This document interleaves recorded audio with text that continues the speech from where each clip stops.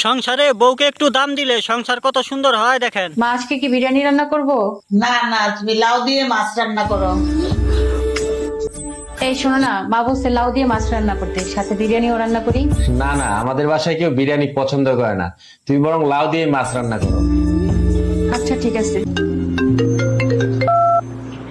হ্যাঁ মা বলো। কি রান্না করেছিস? এই তো লাউ দিয়ে মাছ রান্না করছিলাম মা। তুই কি সবসময় লাউ, ঢেঁড়স, পটল, বেগুন এগুলাই রান্না করিস? বিরিয়ানির কথা তো কখনো শুনি না। তোর না বিরিয়ানি অনেক পছন্দ? আরে মা, বিরিয়ানি সপ্তাহে 3 দিন রান্না করা হয়, তুমি তো জানো বিরিয়ানি ছাড়া আমার চলেই না।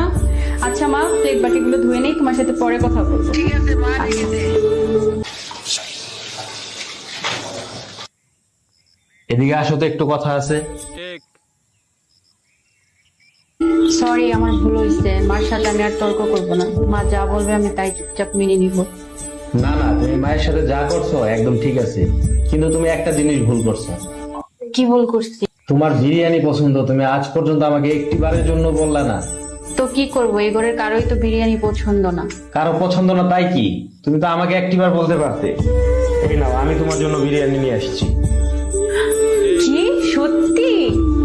হ্যাঁ, আর এরপরে ইউটিউব দেখে আমি নিজের হাতে তোমার জন্য বিরিয়ানি রান্না করব, ঠিক আছে? কিন্তু এত কিছু কেন?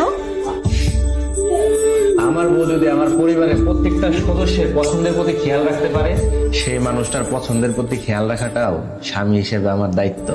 নাও, এবার খেয়ে নাও।